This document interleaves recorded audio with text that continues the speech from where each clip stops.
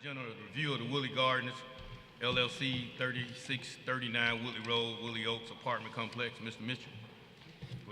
Mr. President, I'm going to talk about this in a regular work session. I want to ask that legal do everything we can moving forward. I think currently these three locations do not have a business license. I will show some pictures and also a letter that went out to the tenants in the regular work session.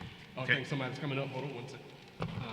Hi, Mr. Mitchell. It's been brought to my attention that Woodley Gardens is purchasing a license this afternoon. Okay.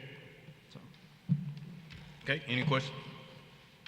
Item number 2, hearing on proposed ordinance rezoning 6 lots on the east side of Taylor Road, approximately 100 feet from Taylor Road East, from O1 to zoning B3 district. I think this is District 8, Mr. Pruitt. Mr. Calhoun, we'll vote on this, and I just ask you guys, if you would, to remember how District 8 votes on this. All right, thank you. Any questions, Mr. Pruitt?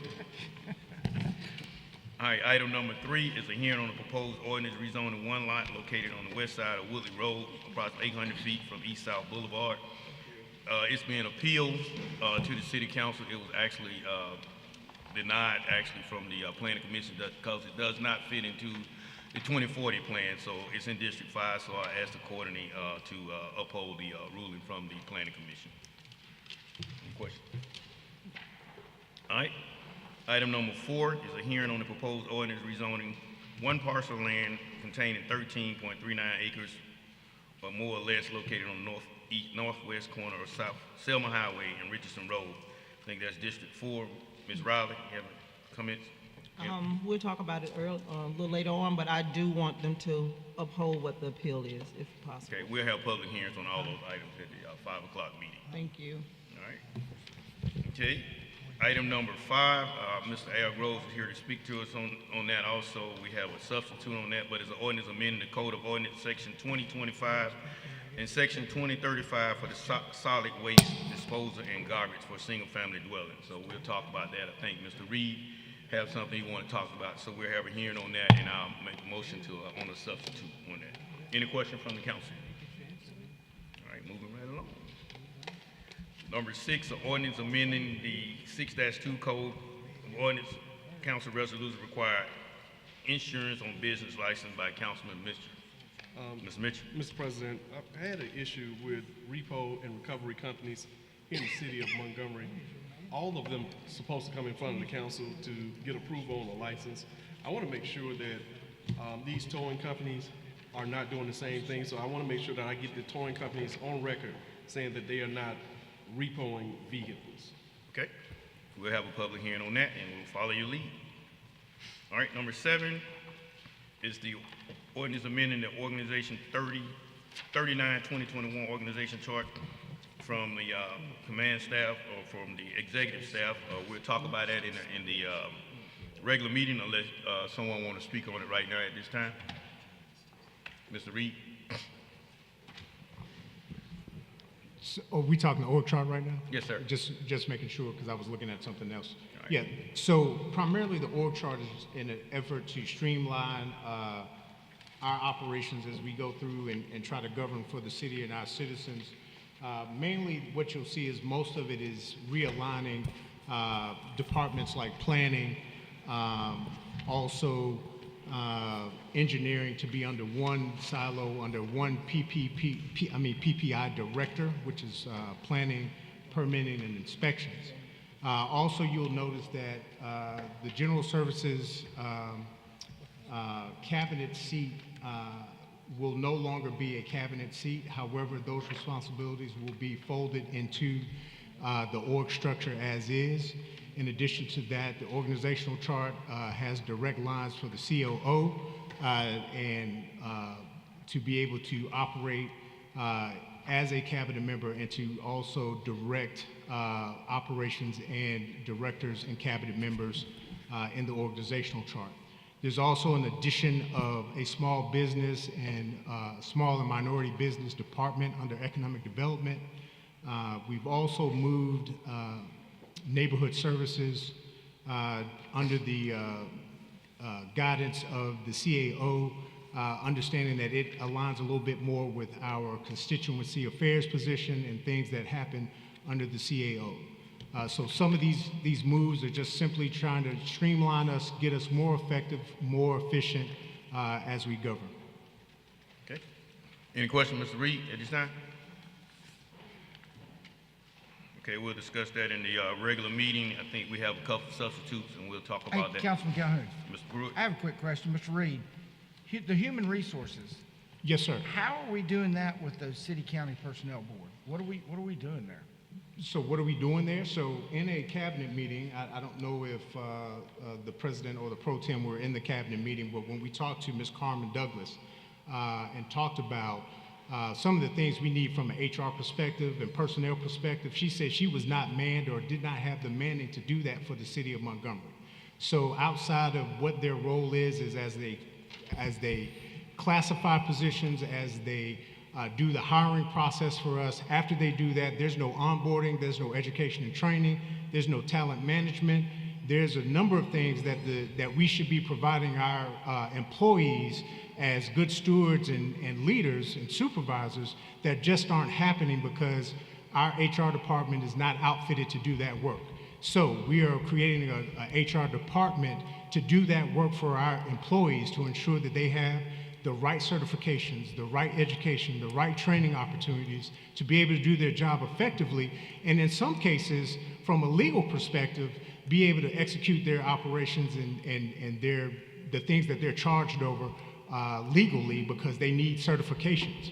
Some of these things we aren't even tracking as a city because we don't have a formalized training system in order to do that. So we have a lot of things from an HR perspective that we are just not doing for our employees.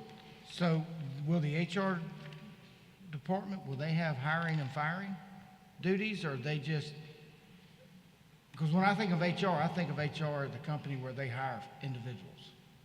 So HR is just more than just onboarding, accessions, and hiring. We're not looking for them to do that. We're looking for our personnel board to do that work. Okay. On the firing, that is usually up to management or the supervisors as we go through that process.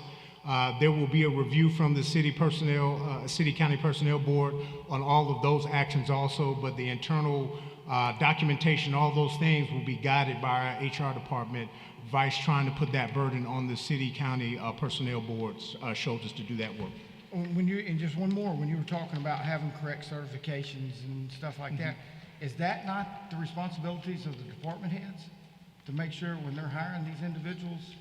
It's not just about the hiring piece, it's about tracking it because individuals, yes, come to us certified, but over the years that certification may have gone dormant or it's not being tracked by us, and we need to ensure that. I understand that, but does that duty not fall on the department head?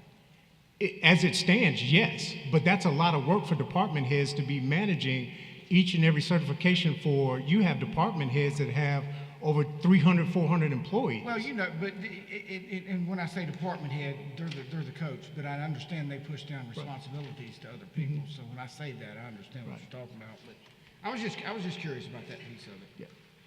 Thank you. All right, thank you. Thank you, Mr. Pruitt. Item 8, resolution amending resolution number 190, 2023 to exclude federal holiday decoration from the neutrality resolution. Mr. Jenwright? Yeah, this just clarifies that issue we've got.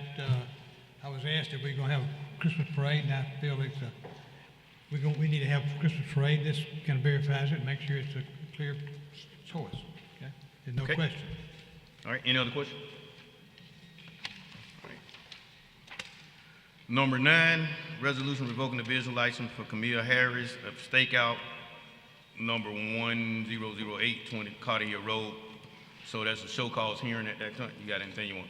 Go ahead, sir. Yes, sir. The reason we had them coming up is they are into us for a good bit of them for sales taxes, outstanding sales tax. Okay, we'll talk about that at the regular. Have we made contact with them? Because it's my understanding that they came down before, our last quadrennium when we fell out to make a payment, but we didn't take the payment at that point. Well, they presented a personal check, and part of the reason for the large amount is because personal checks have been returned. Okay. Okay, all right, we'll discuss that. Hopefully they'll be present to represent themselves at that time. Okay. Thank you, sir. All right, number 10, item 10 is application for a retail beer off-premise license for ZT LLV, Old Selma Road, 6200 Selma Road. It's in the PJ. I think, Ms. Riley, you're handling that. You have any comments, questions you want to talk about? Not at this time.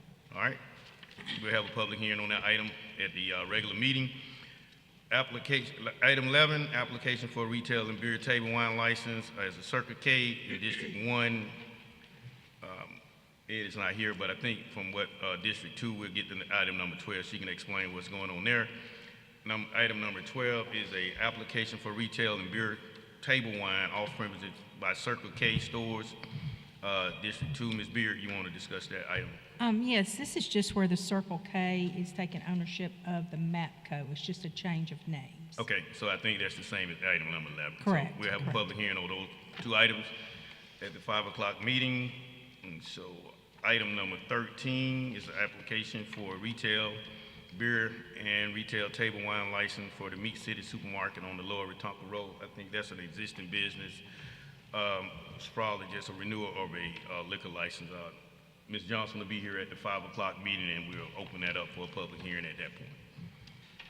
Item number 14 is an application for retail and beer table wine as off premises for a license by Eagles Investments at the Chevron, Montgomery, 5771 Atlanta Highway as District 1. We'll speak with Mr. Grimes at that time and have a public hearing. Let me remind Mrs. Elaine Riley there's a $200 fine for phones ringing at the council meeting. I'm just teasing. Okay, item number 15 is a resolution assessing the basement of unsafe structures in various lots pursuant Section 1153B the Code of Alabama. We'll have a public hearing on that and see if we have anyone to speak to us on that. And 16 is some tear downs, make some citizens in District 4 happy, 133 West South Boulevard, 140 West South Boulevard, and then we have the public nuisance of item number 17. All right, that's the agenda right that time. Any comments, questions from Mr. the council? President. Yes, sir. I would like to go back to number 1. I have some questions for the Revenue Department. Okay, item number 1, someone from the Revenue Department come up, please.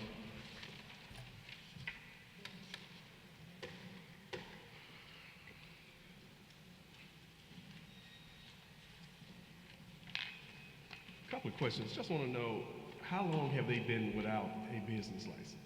I know we have 3 properties. You have Woodley Right. Gardens, Woodley Oaks, and I Woodley believe they Terrace. changed ownership, those other two changed ownership, and they have in the process of doing CO, certificates of occupancy, but they haven't completed yet because of some electrical issues and a fire inspection on each one. And when did they change ownership? When did they change ownership? I don't have that information handy right offhand. But has it been 2023, 22? I believe it's been in 2023, yes, sir.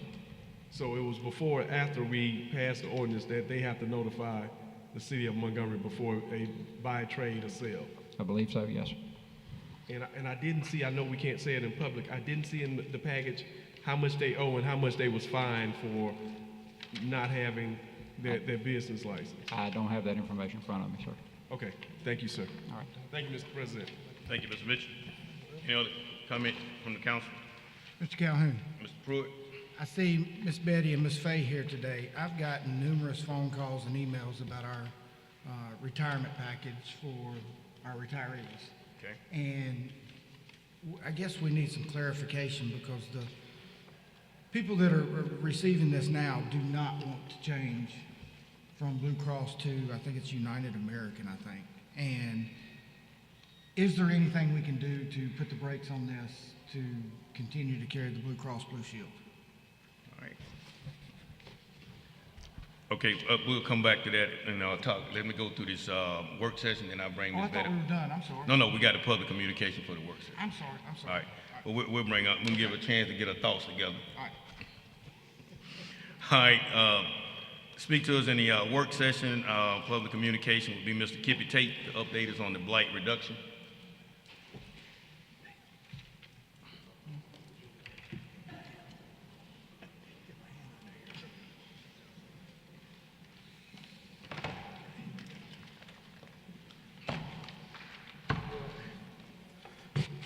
Hello, everyone. Good afternoon. Our team is here to talk to you about our blight reduction program. This is basically an effort to give you an update.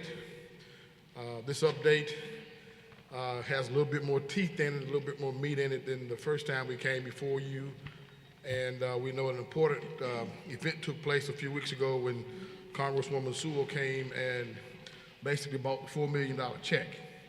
And we've been getting a lot of calls and questions about how that money is going to be used, where it's going to be applied, and so forth. So this is merely an attempt to give you guys an understanding of where we are with the program, but basically it's right in line with the conversation we had about 6 months ago, back in April, if I'm correct. So if you'll go to the next slide, please. Our same team is on board, with the exception of we've added some people to the team. Cheryl Reeves, she's been here from the very beginning, and she'll talk to you a little bit about some of the technical aspects of what she's been doing from an environmental standpoint. But we're pleased to announce that we're also working with our grants department, Kelby Porter and Carrie Allison. Those two are helping us to backfill with some funds that we lost. And those funds were ARPA funds, so we're backfilling those funds through some grants that the grants department is helping us with at this point. And obviously, you know Brandon Hodge, he's been around with us through this program since it started, and yours truly. Next slide, please. So this next slide, and Brandon's going to kind of walk you through what this means, but this is the exact same slide that we had a few months ago. It's been updated based on some changes that we had to do as we understood more about the program and where we were going. But for the most part, I want to make it clear that this is actually phase 2 for us being the inspections department. What you see in black there has already happened.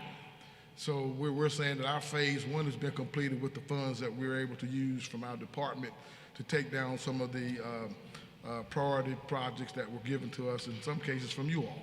So I want to emphasize that in the overall blight program that we're talking about, now we're beginning to move into the commercial side, but we're in the actual phase 2. So Brandon's going to walk you through this spreadsheet, and then Cheryl will come up and talk to you about the environmental piece.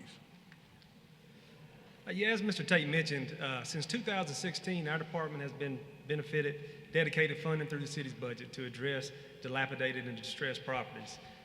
That money, the vast majority, has been spent on residential and small commercial projects, which are some of what you see here. The thought was that we essentially could receive more bang for our buck in communities with the funding dedicated towards residential structures, just surely because of the cost. However, with the prospective federal funding coming into play, we decided to shift gears and start focused on some larger commercial projects that we thought would make a greater impact to the citizens of the city of Montgomery. It's a multi-tiered plan that we produced. As Mr. Tate mentioned, phase 2 is what we feel we are in now. Many of the smaller commercial projects have been completed with our distressed property funding.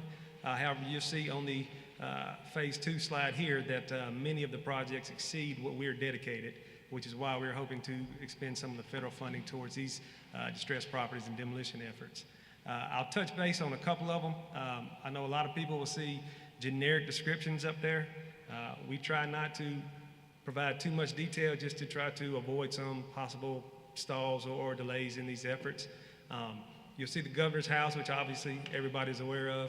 You'll see the Southern Boulevard Action Plan, which that was produced after receiving some reports from the Montgomery Area Chamber of Commerce indicating that effort, that corridor along the Southern Boulevard and 65 were primed for growth and could benefit from some proactive efforts of addressing some dilapidated and some unsafe building conditions. You'll see the Tier 3 is where we get into some other that are downtown, closer to the downtown area. We are hoping to receive some federal funding. Like I said, we've actually already executed a couple of contracts using some of our distressed property funds for the Southern Boulevard area. Ms. Cheryl will actually speak to that here in just a second. It'll be a combination, hopefully be a combination of distressed property funding plus the Ms. Terry Sewell's funding, and then the others will hopefully be affected through some grants that may be obtained through our Grants Department. But like I said, we have executed environmental assessment contracts with TTL Engineering.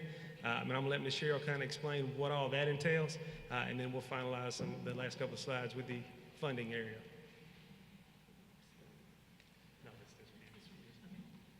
Thank you. As Brandon said, the TTL has been contracted to provide some environmental services for these, and what we've done for 4 of the facilities is we've gone through and done asbestos surveys to determine if there's asbestos or other hazardous chemicals or materials in the buildings. And we've begun the process of doing pre-demolition surveys and preparing the plans and specifications for the demolitions. Our emphasis has been on the Northgate apartment complex and some of the Southern Boulevard properties. But I think that's, and we're hoping to get the first set of plans ready for the city to review by the end of this month and the remainder by the end of the year. And like I said, those assessments were executed using our distressed property funds. And so we do hope to use the sewer funds to actually proceed with the possible demolition of the structures. Mike, if you'll. These next 2 slides just kind of touch base on some of the funding. Like I said, it's obvious. Ms. Terry Sewell was very gracious in donating. There are some requirements listed up there. Everything that we're trying to address is indeed private property. So it does bring some other stipulations in there. But the biggest one for Ms. Sewell's funding is going to be that it does have to be used in her congressional district, which is Alabama's Congressional District 7. The next slide will also show you some prospective funding. So this is in the initial stages. I know the grants coordinators, they have not obtained anything. They are in the initial stages of filing applications for these grants. And again, these are the brownfields assessment and cleanup grants.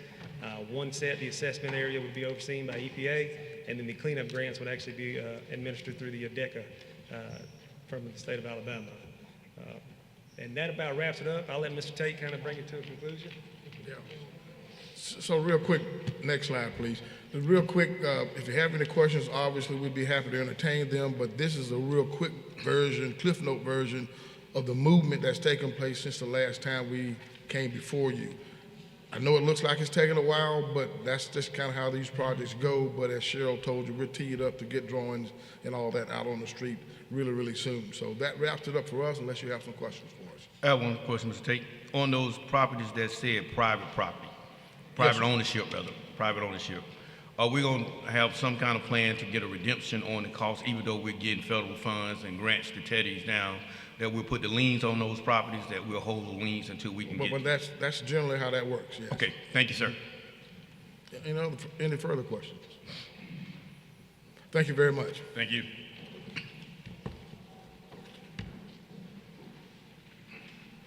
Mr. Bill Gilliard.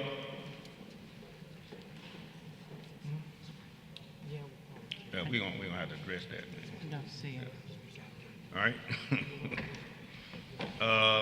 Ms. Elon McRae, caring for citizens of Alabama.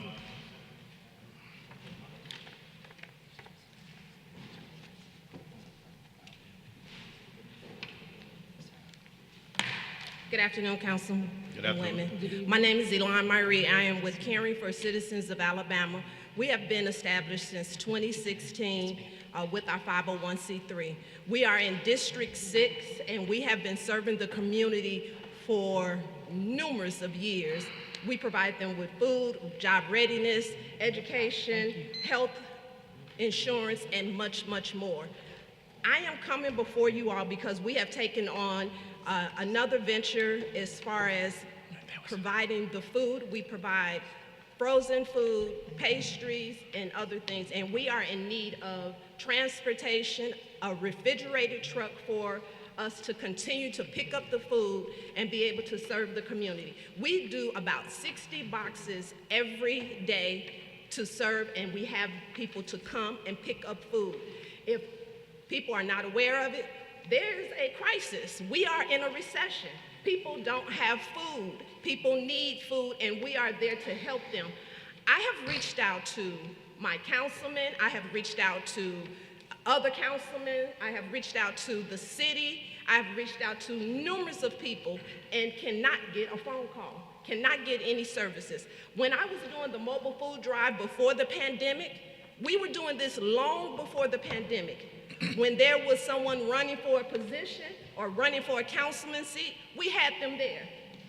We had them there showing, that they were running and being a part of. Now I can't get them to come in. I can't get them. I get the runaround when I'm asking for funding.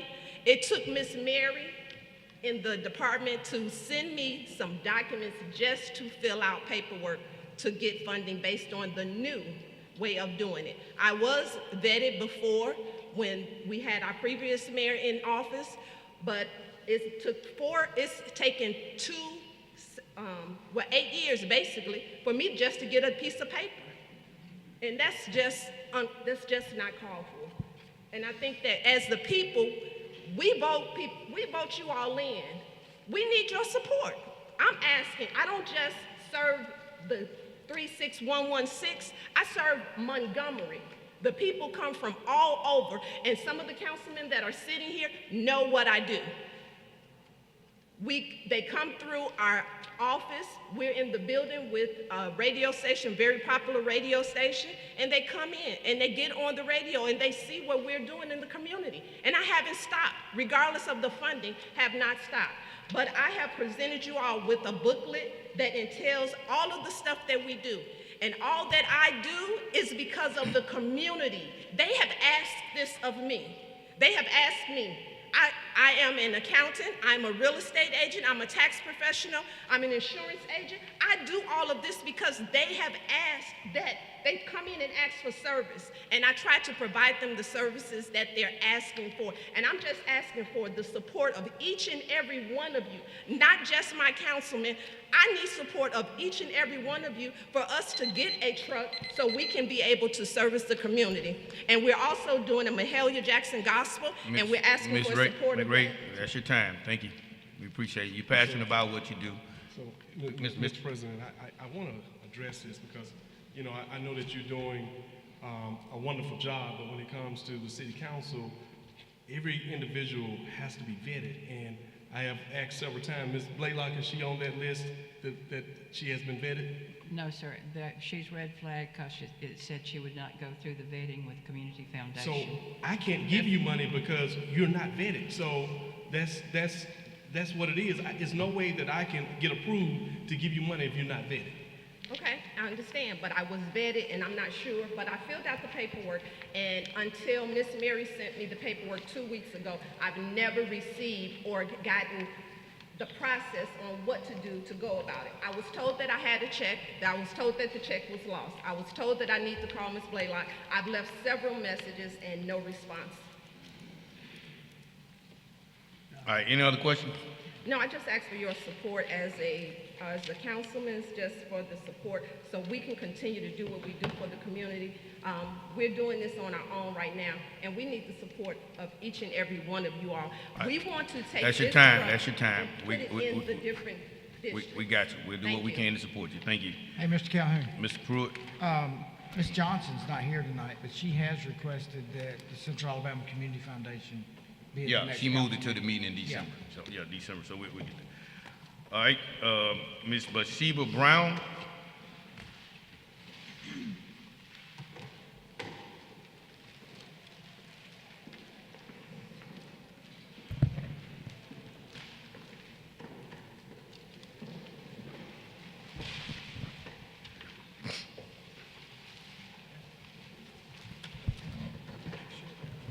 Hey, how are you doing? You doing okay? You can go ahead and start talking, Ms. Brown, while you do that. Thank you. How y'all doing today? Hey, how you doing? I'm Bathsheba Brown with Heavy Hearts Youth Mentoring Program. I'm just he's handing out some shirts for you guys, showing that you have supported us in the past with the City Boys Festival. And it just shows the different partners that we partner with to make this event happen. And there's over 80 different groups or organizations that partner with us to make this event happen. We have a great relationship with the community. We want to say thank you for sponsoring this event. We had over 2,500 people come to the first one, and throughout the event, we had over 10,000 people to take part in this event. With that, with the number of youth that we have, we still have 750 youth that are still in the contest right now for the gun safety, mental health, and hygiene. That's what we are teaching in this with the League of Distinguished Gentlemen, and we just want to say thank you for that. Right now, we are going to our next program, which we want everybody to participate in. It is a food drive, a toy drive, a bike drive, a blood drive, and somebody's going to drive away with a car. So we asking that you participate. We are going to be adopting 200 senior citizens where they're going to get food every month for a year, starting in January, and it's going to go all the way to December. We need help getting them. Each senior is $50. Just $50 will give a senior citizen in need food every month for the entire year. Now that's not a lot. I know we eat that up, in one day, but it actually gives them a box of meat and a box of produce that they could be able to get. So please, it makes a substantial amount. I just had a food drive today in Clanton. We had hundreds of people. I had to turn the line down. We had a food drive here in Montgomery in District 4. We have, in every one of your districts, we have food drives. We are one of the only mobile pantries that's actually mobile, that we go into the different districts and to be able to serve the community. So most people where you have to come and have a mobile drive, they come to people's location. Ours is in the community, and we go to different places where we know there is a special need. Like in District 4, you have a desert. We go to there. Different counties have higher needs, but we serve the needs of the community. Also during our Day of Giving, which is December the 20th, National Day of Giving, we are having a book bag drive where we're gonna be able to serve the kids with book bag food every weekend from starting when they go back to school, from January to the end of the school year. We're gonna make sure that kids receive food on the weekends. We know that kids get, they get food during the school week, but then on the weekends, they don't have any food. So we want to make sure that these kids get food. So we're going to be having sign-ups for kids to get food. We're going to be giving toys. Right now, we have over 1,000 people registered. We have 7 radio stations that partner with us, and we haven't even advertised yet, and we already have 1,000 people registered. Registration, it's already started for soft registration. Registration starts this Thanksgiving weekend, and we know it's going to be major. We've partnered with American Red Cross to do the blood drive. Mr. Clay Seafood, Clay Auto Sales, they donated a car. There's so many different organizations. Aloe, we have so many different things we bring in here. I'll tell you more. Please get back in contact with us. We definitely want your support. I heard Mrs. Julie Beard say they're going to get t-shirts and come down, or sweatshirts and come down and maybe Ms. Brown, volunteer with people. That's your time. We got to keep Thank moving. you. We got your message, and we'll be reaching out to you. Yes, Mr. please President, reach out. Mr. Mitchell? What's the name of your organization? It's Heavy Hearts, and we are, Ms. Blaylock, are they vetted? yes, we are. We are vendors through the city already. Thank you. Thank you now. We'll reach out for you. That Clay Seafood pretty good. Now, you ain't gonna get no plug for the seafood plate? I got you. Already. All right, thank you, sir. I got you. All right, Tay Knight and Christy Cruz.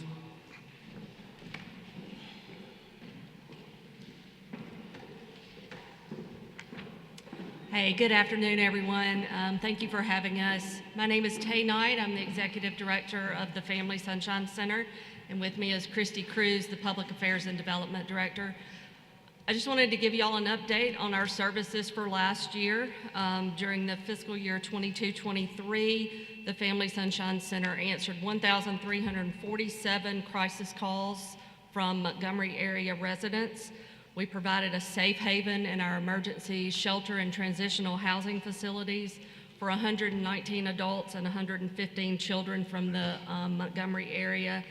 They actually stayed with us for 8,497 nights, those individuals did. And in our shelter as a whole, we were at 101% capacity for the whole fiscal year. Our Exodus community, which is a longer-term transitional housing facility, was home to 43 women and children from Montgomery. We provided counseling, referrals, and advocacy services for 464 individuals. That includes adults and children. And we conducted 207 family violence, sexual assault, or human trafficking awareness and prevention presentations in Montgomery schools, businesses, civic groups, churches, and hospitals. As a reminder, the Family Sunshine Center supports a vision of empowered survivors leading safe and violence-free lives, while trauma-responsive agencies work to address needs and engaged communities work together to prevent future violence. We foster hope and healing for for survivors of family violence, sexual assault, and human trafficking. And we do that through the provision of crisis intervention, safe shelter, counseling, advocacy, and supportive services. I want you to know how much we appreciate the support of the City of Montgomery.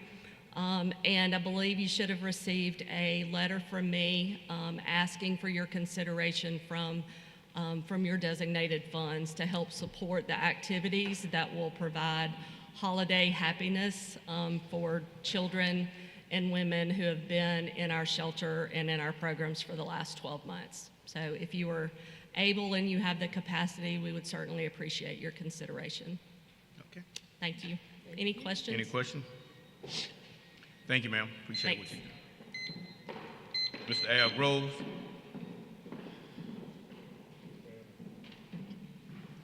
Al Groves. Yeah, front row.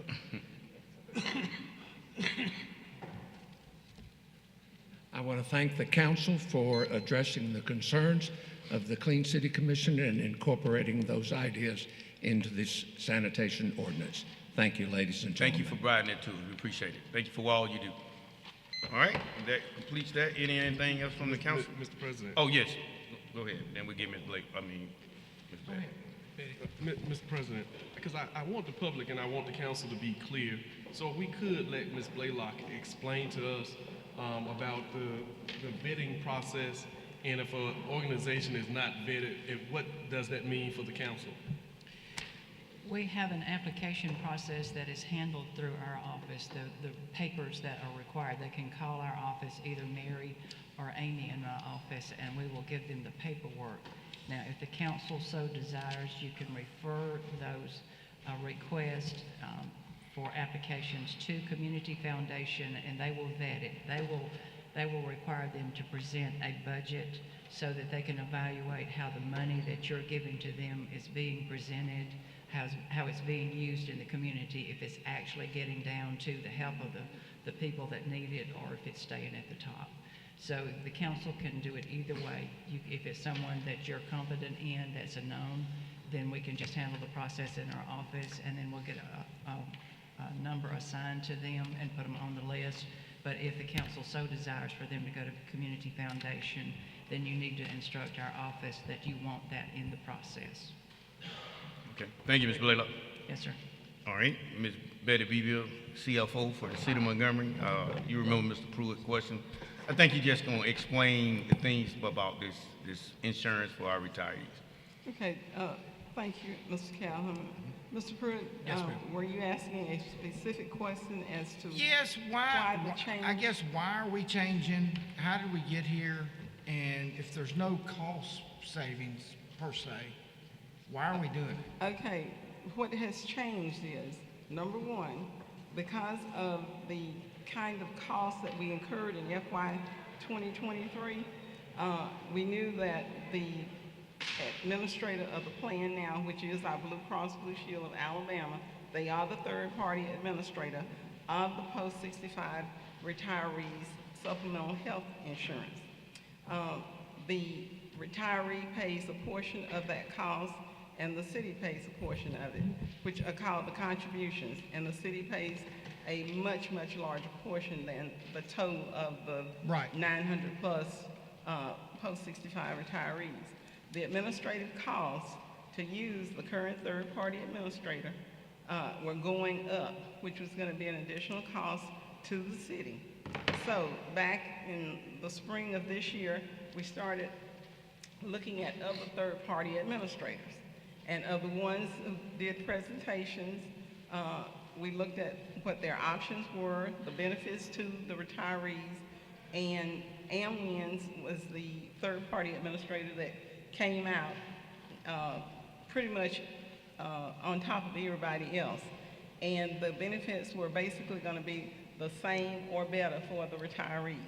And so this is allowing the city to be able to kind of stabilize the costs, because we did end up with a deficit at the end of 2023 fiscal year, which all those bills have come in, and about 2 weeks ago, we realized what the deficit was, and that's on the back of the city. And so by going to AmWinds as a third-party administrator, just like Blue Cross Blue Shield of Alabama is our administrative costs will be lower, and they are getting the same benefits, medical benefits, that they currently have in place.